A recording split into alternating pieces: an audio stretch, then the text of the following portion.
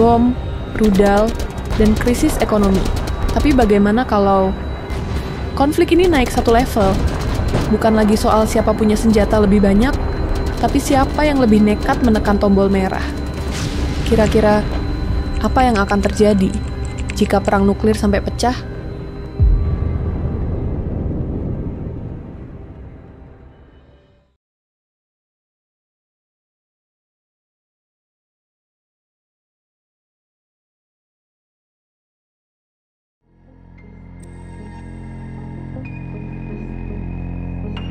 Kalau Perang Dunia Ketiga pecah, menurut kalian apakah Indonesia tetap aman?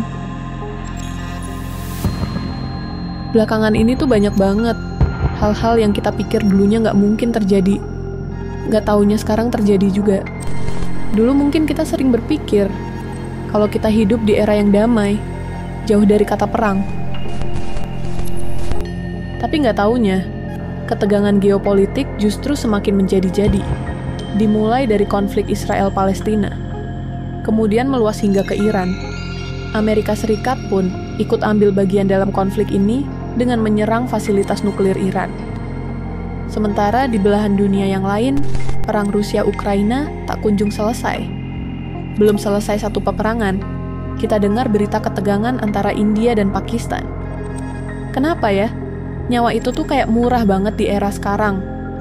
Banyak negara jadi nggak takut dengan sanksi politik ataupun ekonomi. Kenapa? Karena terlalu banyak negara yang berperang. Bahkan negara-negara adik kuasa juga ikut terlibat.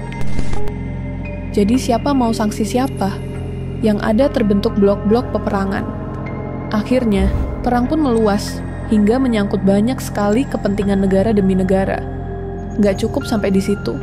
Dampaknya bahkan bisa sampai ke perekonomian masyarakat Indonesia. Perangnya mungkin tidak ada di tanah air. Sayangnya, bukan cuma peluru yang bisa menembus batas negara. Tapi, krisis ekonomi sangat bisa mengetuk pintu rumahmu sendiri. Dunia hari ini udah beda banget. Antara setiap negara memiliki ketergantungan ekonomi yang sangat kuat. Jika suatu ekonomi terganggu, dampaknya bisa menimbulkan efek berantai hingga ke individu masyarakatnya. Satu negara besar nembak rudal, negara lain bakalan langsung panik. Bursa saham bisa rontok dalam hitungan jam. Nilai tukar langsung goyah.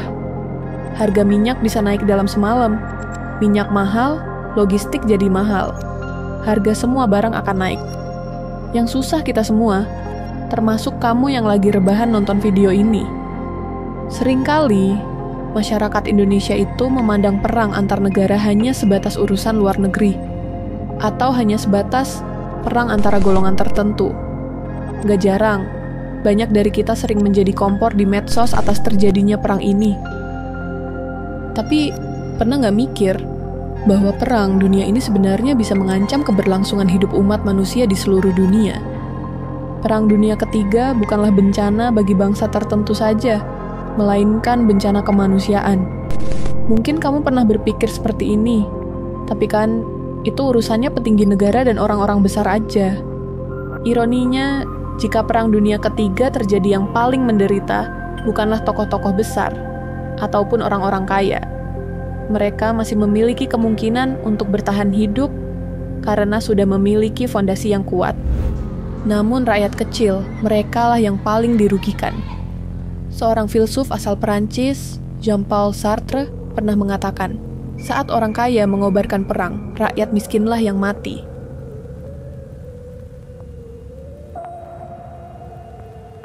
Kalau Perang Dunia Ketiga beneran pecah, dampaknya ke kita itu nggak butuh waktu berbulan-bulan.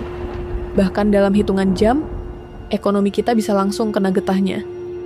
Pada tahap pertama, yang bakalan terjadi adalah kepanikan pasar global. Situasi yang serba nggak pasti akan membuat seluruh masyarakat dunia dilanda ketakutan. Takut pada anjloknya saham, takut hartanya hangus seketika. Yang paling parah, investor dari seluruh dunia bakalan buru-buru narik uangnya termasuk dari Indonesia. Setelah itu, uangnya akan dipindahkan ke aset yang dianggap lebih aman seperti emas atau mata uang safe haven. Apa akibatnya jika hal ini terjadi? Fenomena ini akan menimbulkan efek berantai. Dimulai dari rupiah melemah. Begitu rupiah melemah, semua barang impor akan jadi lebih mahal. Barang impor yang dimaksud bukan hanya barang mewah saja seperti gadget ataupun kendaraan. Tapi yang lebih fatal adalah barang impor yang termasuk dalam kebutuhan dasar, seperti BBM dan bahan pangan utama. Kita ini negara yang masih sangat tergantung impor, dari bahan bakar, gandum, sampai kedelai. Diperparah lagi, penggunaan minyak global yang berlebih untuk perang akan membuat minyak semakin langka dan mahal. Peristiwa ini akan membuat dunia logistik terganggu.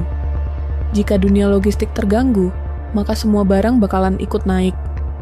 Jadi, inilah yang disebut inflasi mendadak. Gaji belum naik, tapi harga-harga udah duluan lari. Dan seperti biasa, yang paling merasakan jelas rakyat kecil.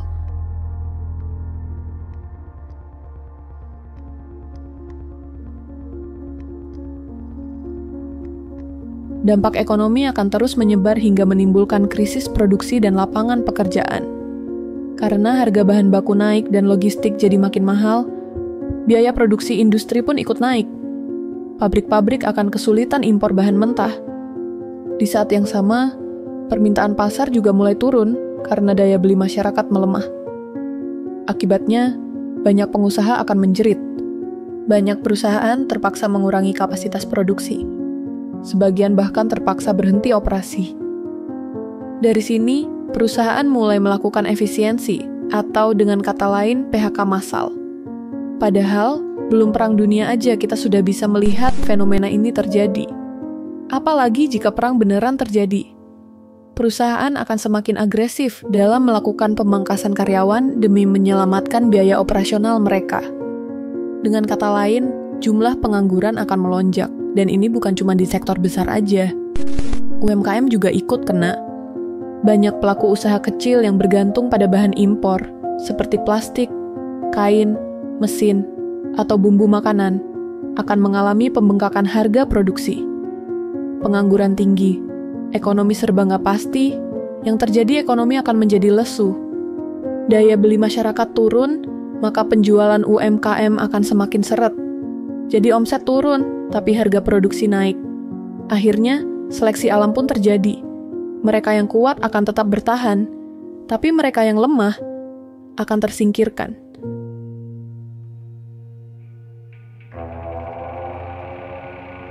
Setelah produksi macet dan lapangan kerja hancur, dampaknya akan menjalar sampai ke masyarakat paling bawah. Semua krisis ini akan menyebabkan daya beli masyarakat jatuh.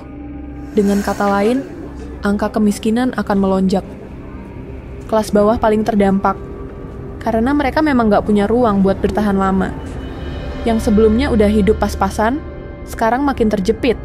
Sementara kelas atas, yang punya tabungan, aset, dan ngerti cara mainnya, masih bisa nafas. Jurang ekonomi bakalan makin lebar, dan ketimpangan akan semakin terasa. Ketika jarak sosial melebar terlalu jauh, konflik bukan cuma soal ekonomi, tapi bisa berubah jadi konflik sosial. Kekecewaan bisa berubah jadi kemarahan, dan yang paling mengerikan, ketidakpuasan bisa berubah jadi kerusuhan.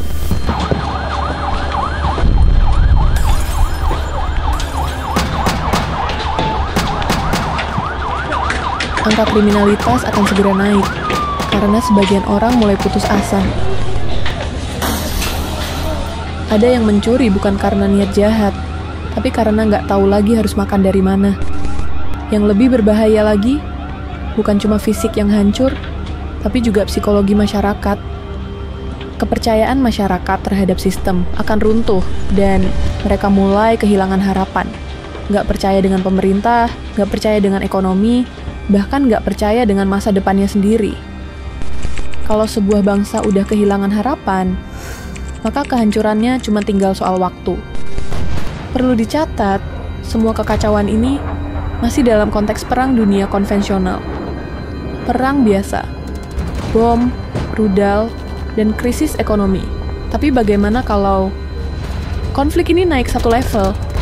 Bukan lagi soal siapa punya senjata lebih banyak, tapi siapa yang lebih nekat menekan tombol merah. Karena faktanya, dunia hari ini punya lebih dari 12.000 hulu ledak nuklir. Kalau satu aja diluncurkan, bukan cuma satu negara yang hangus, tapi bahkan bisa menghancurkan seluruh peradaban. Kira-kira apa yang akan terjadi jika perang nuklir sampai pecah?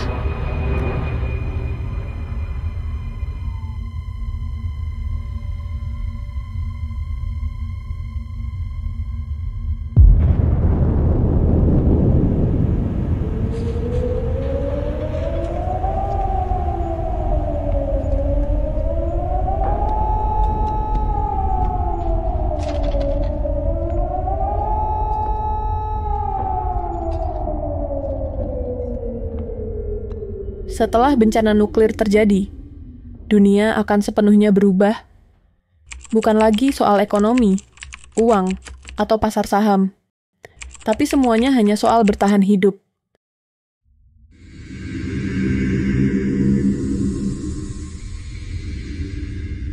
Beberapa minggu setelah ledakan pertama, awan debu radioaktif mulai menyelimuti atmosfer.